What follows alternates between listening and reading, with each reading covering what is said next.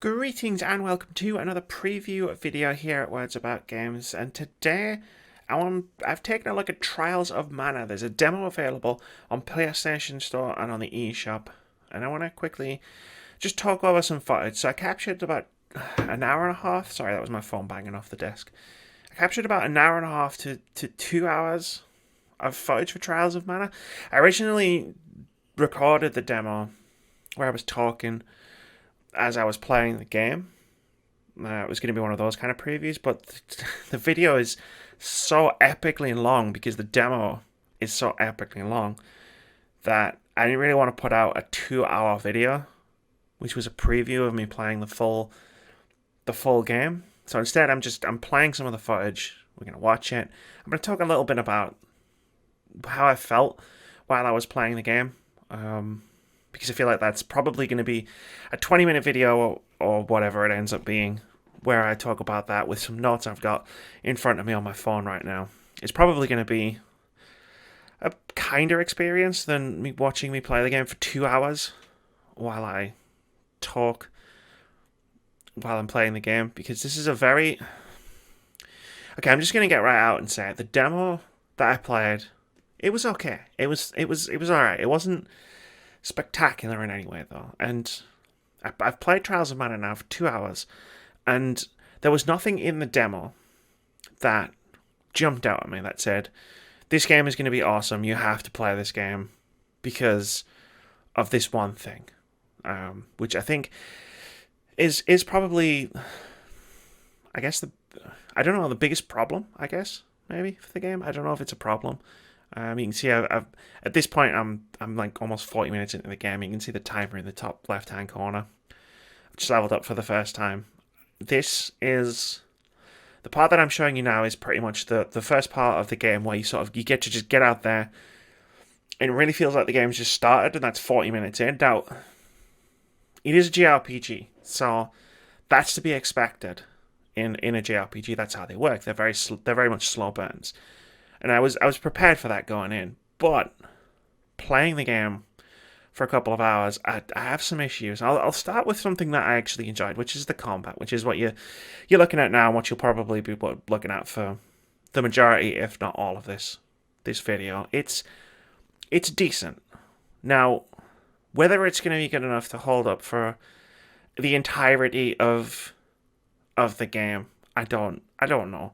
Like, it's fine, but he was already starting to get a little bit boring after just a couple of hours of playing. Now, granted, it's the early part of the game. I'm sure there's tons of stuff to unlock as you play the game. It's an RPG after all. And as you can see, I'm by myself. I don't have my 2 other party members. I didn't get them until much, much later on in the game.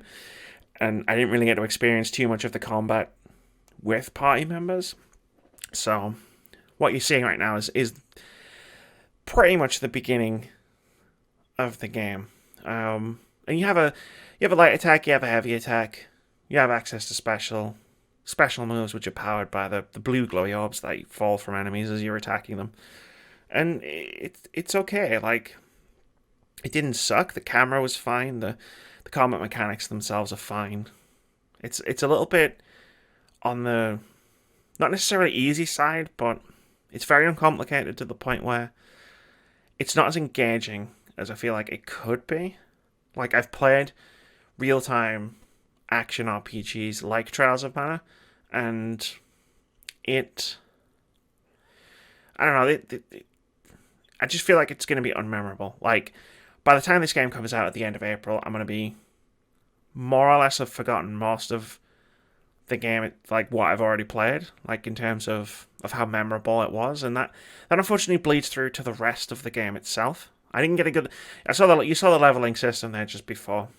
I didn't get a good enough look at the leveling system. There's part of the opening of the story is figuring out like you're going to a place to learn how to change your class, which means that I'm guessing you're going to be able to change your class or gain access to a bunch of different abilities and moves. I don't know how it works. It didn't come up in the demo that I played at all.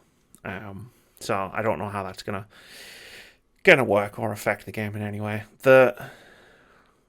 Like I say, it's okay. I wasn't a fan of fighting all of these cute creatures. Everything you fight in this game is very cute. Look, the rabbits, look at them. They're just cute. They're like cute Pokemon. And I didn't like the fact that I was slashing and stabbing them with a sword, but that's not really a major criticism of the game. That's just, why do I have to beat up on these cutesy little creatures? Like, you'll see I'm doing okay. I'm taking a little bit of damage from dodging and attacking. Like, if I showed you the footage of towards the end of me playing the demo, I was taking a lot more damage because I was trying to just make battles. I was trying to brute force my way through battles because I was just trying to make them go faster, which isn't a great sign for how potentially compelling Trials of Mana is actually going to end up being. I don't think it helped that I need to get into my main criticism thing, because I really got to experience two parts of this game. And the first part was the combat, which we've talked about, and the second part was the story. So at the beginning of the game, you have 6 characters that you can choose from. You choose your main character, and then your 2 companion characters. So out of those 6, you choose the 3 that are going to be with you for the whole game, I guess. And it's a bit like Dragon Age Origins, in that you play the main character that you select, you play through their origin story, their backstory, and then you meet the other 2 characters later on in the game, and you have the option to play through their origin stories as well, or you can just watch a quick summary of their backstory if you don't want to play through the whole thing, which is kind of cool. But the way the story is presented, at least in the first couple of hours, is the pacing is really all over the place. And what I mean by that is you end up playing gameplay like this for about 20-30 minutes at a time, and then you get these massive, and I'm talking huge, ridiculous exposition dumps of like dialogue scenes that go on for like 10 minutes, 15 minutes. And it just throws a bunch of story and a bunch of things that you don't know, because you don't know anything about the context of this world. Or at least you don't. I've never played any of the Mana games in the past, or any of the Seiken Densetsu games. Like, I don't have the collection of Mana. Like, this is my introduction, essentially, to the Mana series. And so, like, everything in this game is something that I don't have any context for, and it just keeps throwing all this stuff at you. And like, I don't want to be too critical of the story itself, given that it's a 25-year-old game that's being remade for PS4 and Nintendo Switch. But at the same time, like, it's not doing anything to compel me, because the story is very, very basic. It's very much a story you've seen before. Like if I actually did upload the 2 hours of footage that I have where I'm talking over it, it's like I'm sitting here saying this is going to happen, and now this is going to happen, and it follows a very well-worn path. And in 1995, that path probably wasn't as well-worn. But in 2020, it is a bit well-worn. And I could have lived with that if the presentation had been a bit slicker, but it's not. It's very clunky. It feels very clunky the way it tells its story. And it's not helped by the fact that a lot of the voice acting isn't great. And not just in the terms of the voice acting is at lower quality.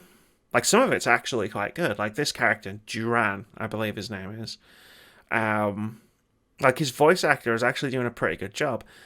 But he's also making some really weird choices about how much emotion or intensity he's showing in a scene compared to what he should be, if that makes sense. And then sometimes he'll just be talking, like, sometimes you'd think he'd be angry, and he's just talking like normally, like we're talking right now. And other times, like, his character in a cutscene will be gesticulating wildly, like he's furious, like this is the worst.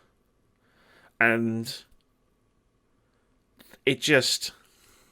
but he's talking normally, and it really throws me off. I've just realised that there's my Activate Windows watermarks in the bottom corner of the screen. So if you're wondering why there's a small box in the bottom corner of the screen, it's just covering that up. I changed my motherboard on my computer, and that unfortunately deactivated my copy of Windows. Sorry to just derail my preview thoughts with that, but I'm not going to re-record this video again. This is the second time I'm doing it. So those are the two main things that you get to experience in the Trials of Mana demo. Like, I understand that a JRPG, a long, like, this is probably going to be, what, 20, 30, 50-hour game. And that's cool. Like, I like games like that you could really dive into and deep dive into. But the way it works and the pacing just doesn't work with... Like, it's too slow. Like, but it's plotting because the things that are happening and the things that people are saying to you just aren't really all that interesting. Like... And it's not necessarily the story itself. The story is fine. It's the way it's being told that makes it feel uninteresting. And the other thing I noticed, even just in the first couple of hours, which is what this demo is it relies heavily on running backwards and forwards between two different places. Like, there's a sequence later in this demo. In fact, it's part of this sequence. You come through the forest to this village to head to the inn, to go to sleep, to then have to follow this light, this mysterious light, back into the forest to a different place where you've probably already been if you're exploring the map properly. To then have to come back to this village, then have to go back to the forest to then go through the barrier into the cave. And it's just like, that could have been streamlined. There's a way that could have been streamlined so it's less just running backwards and forwards between essentially the same two places for a bit. Like, it feels like it's trying to waste your time. And it feels a bit like padding. And, like, I don't appreciate stuff like that.